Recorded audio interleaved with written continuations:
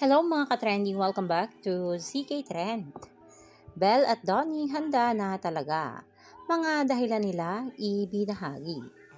Bilang mga tagahanga nga ng Don Bell, isa sa mga hangad natin sa kanila ay sila na nga ang magkatuluyan balang araw.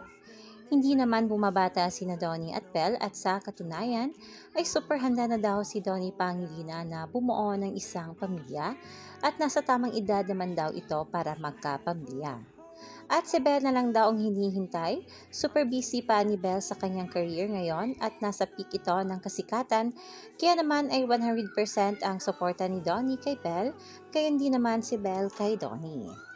At marami nga ang nagsasabi na may secret na daw na pag-iisang dibdib itong sina Donnie at Belle at super saya daw ng kanilang married life. Ngunit ang mga iyan ay puro haka-haka lamang at wala namang basihan kung legit. Ngunit as a fan ay looking forward na nga para sa Don Bell na sila nga ang magkatuluyan balang araw.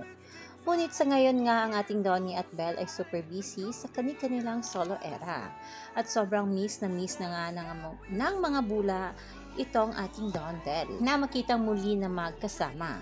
For now ay super lucky itong sina Donnie at Belle sa kanilang relasyon, ngunit ganoon pa man, they are happy and contented. At yan naman ang importante. Kayo mga ka-trending, anong opinion nyo at reaksyon nyo tungkol dito? I-comment na. Hanggang dito na lang, maraming salamat sa inyong patuloy na panonood.